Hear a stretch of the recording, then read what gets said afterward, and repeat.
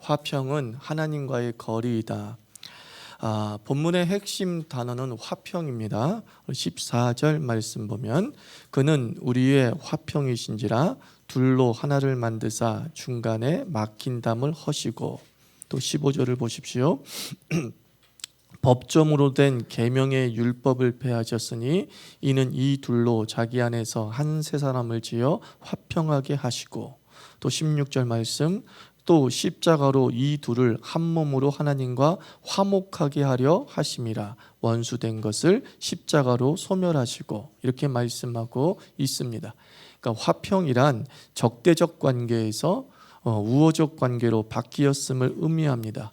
예수 밖에 있을 때에는 우리는 하나님과 적대적이었습니다. 하나님을 만날 수 없었고 하나님을 만나면 그 자리에서 죽을 수밖에 없었습니다. 그러나 예수님을 믿는 믿음 때문에 하나님과 우리의 관계의 변화가 일어났습니다. 적대적 사이에서 우호적 사이, 친밀한 사이가 되었습니다. 화평의 세 가지 의미를 본문을 통해서 한번 살펴보기를 원합니다. 첫째, 화평은 가까움입니다. 가까운 것, 그게 바로 화평입니다. 13절 말씀 보십시오. 이제는 전에 멀리 있던 너희가 그리스도 예수 안에서 그리스도의 피로 어떻게 됐대요? 가까워졌다라고 말씀하고 있습니다. 예수님은 하나님과의 무한한 거리를 가깝게 하신 것입니다. 하나님을 지척에 두고 섬기게 하셨습니다. 예수님의 화평케 하는 은총이 우리 대한민국과 저는 한민족에게 역사하기를 기도하고 있습니다. 남과 북, 지리적 거리는 굉장히 가깝지 않습니까? 그냥 다리 하나 건너면 우리의 땅입니다. 그러나 전쟁과 다툼의 계속으로 인해서 미국보다 먼 거리가 되었습니다. 미국도 쉽게 가는 시대에 우리는 다리 하나 건너면 갈 수 있는 그 땅을 가지 못하고 있습니다. 왜 그렇습니까? 불화 때문이죠. 평화의 물꼬가 열리고 남북 대화가 자주 시도되면서 우리가 가까워지려는 시도를 하고 있습니다. 그 가까워지려는 그 시도가 곧 뭐예요? 화평케 하는 예수님의 사역과 같은 것임을 우리가 이해해야 됩니다. 능력은 하나님과의 거리에서 발생합니다. 북극과 남극에는 만년설이 있습니다. 그 이유는 잘 아시다시피 태양과의 거리가 멀어서입니다. 지구는 둥글잖아요. 그래서 태양을 바라봤을 때 적도는 태양을 향해 불룩 튀어나와 있어서 좀 가깝습니다. 반면에 북극과 남극은 불쑥 들어가 있기 때문에 그 거리가 멉니다. 사실 그 적도와 태양과의 거리, 그리고 남극과 북극의 태양과의 거리 차이는 태양과의 거리를 따졌을 때 매우 미세한 차이입니다.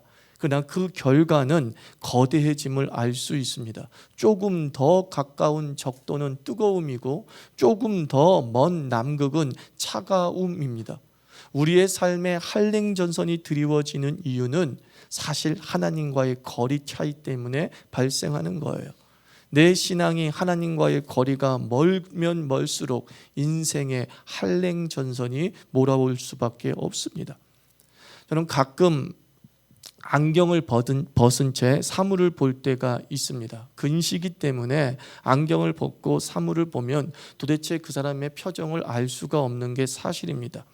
이때 제가 안경이 벗은 상태에서 이 시력의 한계를 극복하는 방법이 있습니다. 아주 쉬운 방법입니다. 그냥 가까이 가서 보는 겁니다.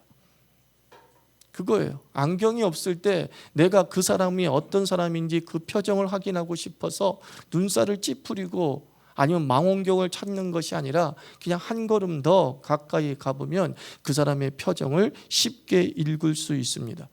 하나님의 뜻이 선명하지 못할 때마다 우리는 불평합니다. 하나님, 왜 이렇게 내 인생의 앞이 침침합니까? 앞일이 보이지 않습니다. 여러분, 보이지 않으면 가까이 가서 보면 됩니다. 하나님의 뜻이 불분명한 것이 아니라 내가 하나님에게서 멀어진 겁니다.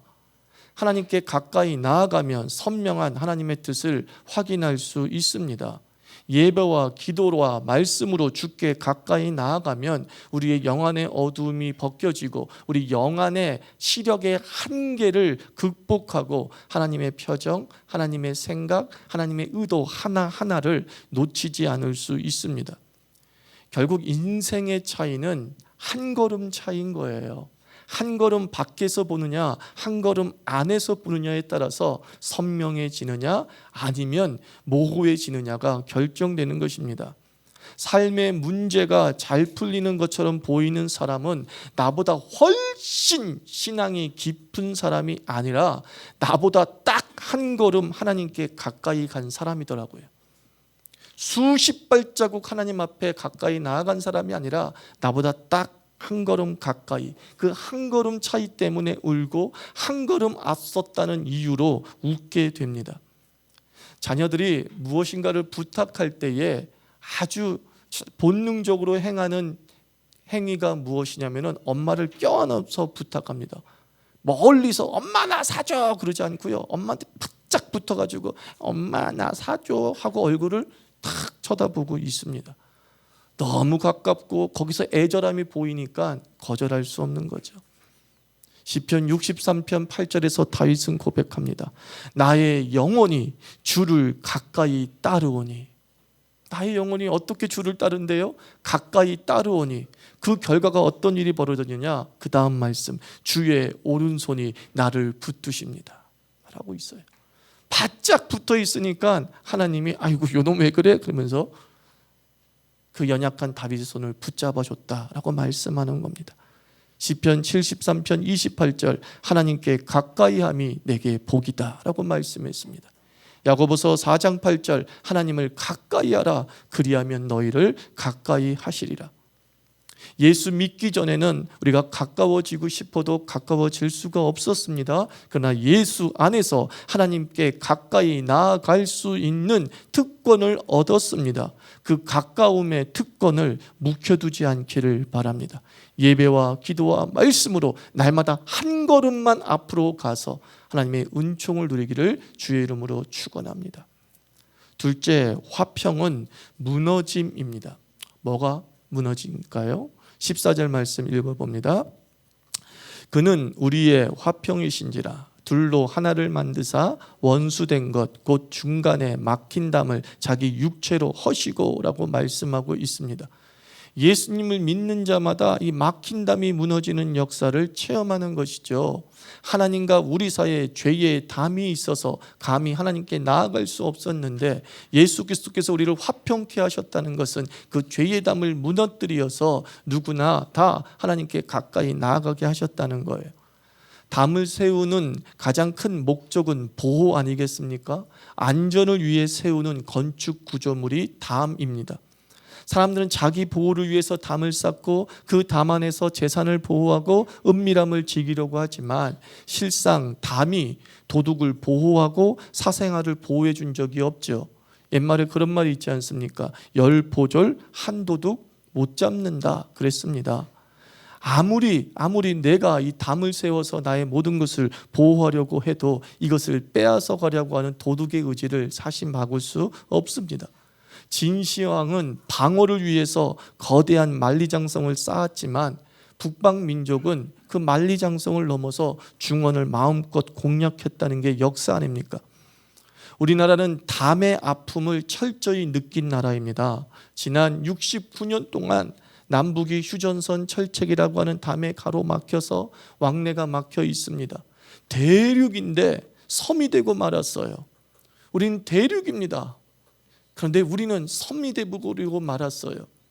너무 답답한 삶을 지난 70년 속에 살아가고 있습니다. 저 휴전선이라고 하는 담만 무너지면 우리는 대륙이 됩니다. 근데 그 휴전선의 담을 무너뜨릴 수 있는 방법이 뭐냐? 화평이에요.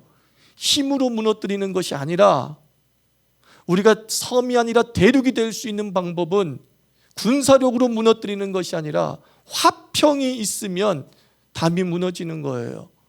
그리고 무너진 그 담을 통해서 우리는 대륙적 삶을 살아가게 되는 것이죠.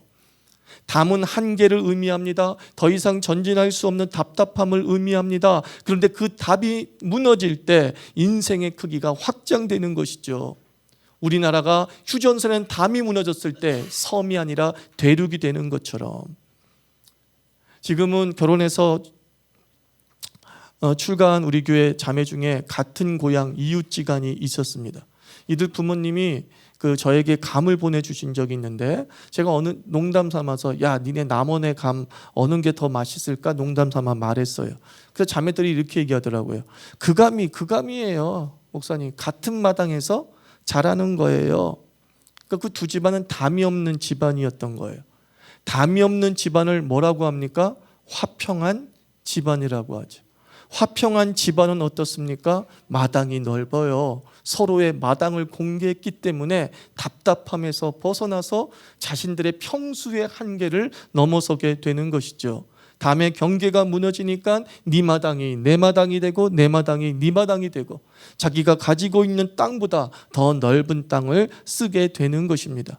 중간에 막힌 담을 허시고 하나님의 땅이 내 땅 되었다, 그런 뜻입니다. 우리의 인생이 넓어진 인생이 되었다는 축복의 메시지입니다. 하나님과 화평하게 되었다는 뜻은 하나님과 내가 마당을 공유하고 있다는 뜻입니다. 근데 그 하나님의 마당은 온 우주 아닙니까? 주의 창조 세계가 주의 마당 아닙니까? 하나님과 화평하고 하나님과 가까이 지내는 삶 속에서 우리는 바로 이 대륙적 삶을 살게 되는 것이죠. 화평이 얼마나 축복인지를 여러분 기억하십시오.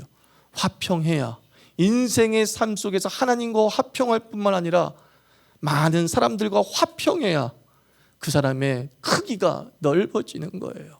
속 좁게 끝까지 담을 쌓고 있으면 그 사람은 한평에서 죽고 마는 겁니다.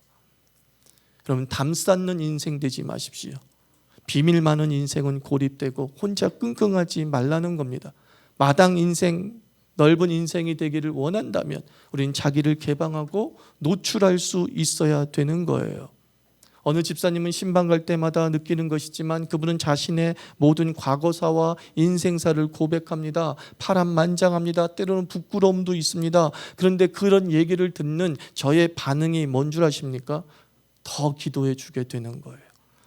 그런 말미암아 그 사람이 자신의 인생의 부끄러운 담을 허물므로 말미암아 그가 얻은 것이 무엇이냐? 목사의 기도를 얻는 것이죠. 기도의 지경과 기도의 동반자가 넓어지는 역사가 벌어지는 것이에요. 내 새벽이 그 집사님의 새벽이 되고 또 그 집사님도 새벽이 목사의 새벽이 되겠죠. 목사님, 하나님 목사님이 이 비밀을 토로하지 않도록 입을 무겁게 하시고 인격적이 되게 하시고 어떻게든 기도할 거 아닙니까? 저를 위해. 결국 우리 모두가 다 자신의 담들을 허물어 갈 때에 영적인 지경, 기도의 지경, 신앙의 지경, 소망의 지경이 넓어지게 되는 거예요. 거리낌 없이 살 수 있을 때 그것이 진정한 화평이고 우리가 예수 그리스도께서 이루신 그 화평을 삶의 현장에서 이루어 나아갈 때에 우리 자유교회 교인들 인생의 마당이 넓어지는 복을 누릴 줄 믿습니다. 셋째, 화평은 무엇입니까? 화평은 나아감입니다.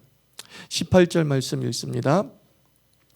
이는 그로 말미암아 우리 둘이 한 성령 안에서 아버지께 나아감을 얻게 하려 하심이라 라고 말씀합니다. 아버지께 나아간다는 말은 곧 아버지와 가까워진다는 말과 같은데 이 말씀은 이 성전 신학을 가지고서 이해해야 됩니다. 우리가 성막을 이야기할 때에 성막은 성소와 지성소로 구성이 되어져 있지 않습니까? 이스라엘 백성들이 하나님께 예배하러 갈 때에 세 문을 통과하게 된 거예요. 첫 번째 문은 뭐예요? 일단 성막의 문을 들어가야 되겠죠. 그러면 번제단이 있고 물두멍이 있습니다. 그래서 온전한 제사가 드려지고 그 온전한 제사를 가지고서 제사장이 이제 성소의 문을 열고 들어갑니다. 그리고 성소의 문을 들고 들어가면은 다시 또 성소와 지성소 사이를 가로막고 있는 또 하나의 문이 있습니다. 그 휘장의 문을 열고 들어가면 지성소가 있습니다. 그 지성소를 우리는 공부했습니다. 뭐라고 한다고요? 시은좌, 하나님의 은혜가 베풀어지는 장소, 보좌다라고 말씀하고 있습니다. 그래서 히브리서 11장은 우리가 은혜의 보좌 앞에 담대히 나아갈 담력을 얻었으니 라는 말을 하고 있습니다. 성소로 하나 그 문을 열고 전진해 나아가는 모습을 기록하고 있는데, 그것이 바로 오늘의 단어라고 생각하면 되는 거예요. 성막의 울타리의 문에서부터 점점 한 걸음 진보하면서 하나님께 나아가서 마침내 쉬운 자에 도달해서 그 쉬운 자에서 베풀어 주시는 놀라운 하나님의 은혜를 받아 누리는 삶, 그것이 바로 화평의 열매라는 것이죠. 예수 그리스도께서 십자가에서 달려 돌아가심으로 말미암아서 휘장, 즉 성소와 지성소를 가로막고 있는 문이 위에서부터 아래서부터 쫙 찢어져 버리고 이제 누구나 다 하나님께 나아갈 수 있고 그 은혜를 받아 누릴 수 있게 되었다라고 말씀합니다. 이게 무슨 사역이에요? 이게 바로 화평의 사역이에요. 나아가고 진보하는 것이 화평의 사역의 열매라는 거죠. 마귀가 악랄하게 지금까지 또 성도들을 힘들게 만드는 게 뭐냐? 그 쉬운 자로 못 나가게 막는 거예요. 은혜의 자리로 한 걸음 걸어가는 자들을 제자리 걸음하게 만들고 뒤돌아서게 만들고 여러 이유와 방해를 통하여서 하나님 앞에 나아가지 못하게 만드는 거예요. 하나님께서 우리에게 발을 주셔서 걷게 하시고 뛰게 하셨는데, 이 건강한 발과 이 건강한 다리가 심리적 상처로 인하여서 멈춰져 버리는 거예요. 걷지를 못하는 거예요. 지금까지 마귀는 이렇게 우리를 하나님 앞에 나아가지 못하도록 막고 방해하는 것입니다. 한번 축구 얘기 한번 해봅시다. 우리가 준결승전까지 참 축구 재밌게 잘 봤지만 결승전 조금 답답하다라고 느꼈을 거예요. 졌어도 너무나 행복하고 좋았습니다만 참 답답했을 거예요. 근데 그 차이가 뭔지 아십니까? 이강인과 공 사이가 너무 멀어요. 그죠? 준결승전까지는 이강인에게 공이 잘 갔어요. 근데 결승전에서는 이강인까지 공이 잘 안 가요. 얘가 메잘라가 아니잖아요. 위치상 전문 용어 써서 미안합니다. 그냥 공격진 4분의 3 지역에서 이렇게 패스를 주로 하는 공격형 미들필더가 아니라 세컨드 공격수로 서 있잖아요. 그러니까 어떻게든 4분의 3 지역까지는 공이 이강인에게 전달돼야지만 페널티 안으로 패스가 되든 뭐든 되든 하는 일이 벌어졌는데, 이번에 우크라이나가 기가 막힌 작전을 잘한 거야. 아예 이강인 자체를 봉쇄하는 게 아니라 이강인에게 공이 가지 않게 만들어버린 거죠. 그리고 붙었다 하면 3-4명이 확 붙어버리는 거죠. 저는 거기서 마귀를 본 거예요. 오늘 설교 말씀 준비하는데 저도 새벽까지 봤습니다. 솔직히 일찍 설교 준비하고 그것을 위해서 일찍 준비하고 봤습니다. 인생이 그런 겁니다, 여러분들. 저 사람이 잘 되면 저 사람 때문에 우리 가족이 잘 되고 공동체가 잘 되고 예수를 잘 믿을 거라고 마귀가 판단하는 그 순간 마귀는 교묘한 전략을 펴요. 어떤 전략을 펴요? 우리 인생의 전진을 막는 일을 먼저 하는 거예요. 그 영적 가장에게 공이 전달되지 못하도록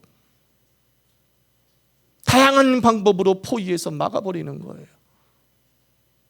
그때 우리에게 필요한 게 뭐예요? 메잘라 역할을 할 수 있는 미드필더 한 명만 더 있거나 이강인이 메잘라가 되고 그 앞에 손흥민이 있었다면 어땠을까라는 거예요. 사랑하는 성도 여러분, 여러분의 영적 가장에게 여러분이 메잘라 되십시오. 딱 볼을 받아서 공격수에게 정확하게 전달할 수 있는 킬패스를 할 수 있는 능력. 여러분의 영적 가장은 수시로 막히고 공격당합니다. 그러면서 우리는 얘기합니다. 아빠가 기도 안 하니까, 아빠가 그렇게 사니까 그래요. 왜 아빠가 그렇게 사는지 아십니까? 아빠는 영적 가장이기 때문에 공격을 받아요. 저 사람이 공만 잡으면 골을 넣을 수 있기 때문에, 저 사람이 기도의 공만 잡으면 하늘문이 열리기 때문에 수많은 방해 세력으로 막는 거예요. 우리가 가족의 구성으로서 한 팀이 된다는 건 뭐냐? 바로 이렇게 그 하나님의 은총을 받고 나아가는 대제사장적 직분을 가지고 있는 지성소까지 가게 하는 그 사람에게 끝없이 힘을 공급해주고 소망을 공급해주는 역할을 감당해야 됩니다. 다시 18절 한번 읽어볼게요. 이런 말씀이 있습니다. 이는 그로 말미암아 우리 둘이 한 성령 안에서, 이렇게 얘기합니다. 아버지께 나아감을 얻게 하려고 하는데 그 아버지께 나아감을 얻게 하기 위해서 필요한 전제 조건이 무엇이냐? 우리 둘이 한 성령 안에서 목표의 일치가 있어야 된다는 거죠. 생각의 일치가 있어야 됨을 우리에게 가르쳐주고 있습니다. 우리가 불화와 불일치가 있는 한 그 목표와 멀어질 수밖에 없는 것입니다. 주님은 말씀합니다. 한 성령의 인도함을 받아 너희 둘이 나가야 된다 하고 말씀하고 있습니다. 화평이 무엇입니까? 저와 여러분, 우리 둘이 성령님과 생각이 같아지는 것입니다. 건강한 교회란 바로 이 선포되어지는 말씀의 현장과 이 선포되어지는 말씀을 듣는 청중의 현장이 하나가 되는 것입니다. 그 하나가 될 때에 성경은 말씀합니다. 너는 나아가게 된다. 지성소 앞에 서서 시은 자 은혜를 베푸시는 하나님의 놀라운 영광을 맛보게 된다라고 말씀하고 있습니다. 우리 자유교회 교인들 여러분, 한 사람 한 사람이 저는 시은 자에 도달하기를 축원합니다. 저는 우리 자유교회가 이 시은 자에 모두 서기를 간절히 축원합니다. 이를 위해서 우리에게 필요한 것은 화평이라는 거예요. 성령 안에서 생각의 일치, 말씀의 일치, 목표의 일치를 이루게 될 때에 그 한 사람만 나아가는 것이 아니라 우리 함께 그 시은 자에 서게 될 줄 믿습니다. 서로를 고립시키지 마십시오. 너는 네가 알아서 신앙생활 할 수 있지라고 하는 능력으로 내팽겨 주지 마십시오. 우리 서로가 가장 가까운 사이가 돼서 그 공의 볼 배급의 거리가 짧아져서 쉽게 티키타카 하면서 페널티 라인까지 들어갈 수 있는 참 그런 자유교회가 되기를 주의 이름으로 간절히 축원합니다. 화평이 뭐라고요? 가까워지는 겁니다. 화평이 뭐라고요? 무너지는 거예요. 담들을 무너뜨리는 겁니다. 화평이 무엇입니까? 주께 함께 나아가는 것입니다. 이 놀라운 화평의 열매들과 상태를 누리기를 다시 한번 주의 이름으로 축원합니다. 기도합시다. 하나님 아버지, 그렇습니다. 내가 한 걸음도 주께 기도와 말씀으로 가까이 나가게 해주옵소서. 하나님 아버지, 내가 무너뜨리지 못하는 담들이 있어서 그 내 담 안에 갇혀서 내 것만 누리고 살고 있습니다. 아버지, 담을 허물어 마당이 공유되어져서 하나님의 마당이 내 마당이 되고 우리의 마당이 내 마당이 되는 대륙의 삶을 살게 하여 주시옵소서. 주여, 우리가 함께 나아가서 수많은 진보를 방해하고 나아가는 것을 방해하는 그 모든 것을 뚫고 아버지여 인생의 골을 향해 달려가게 하여 주시옵소서. 이렇게 기도하겠습니다.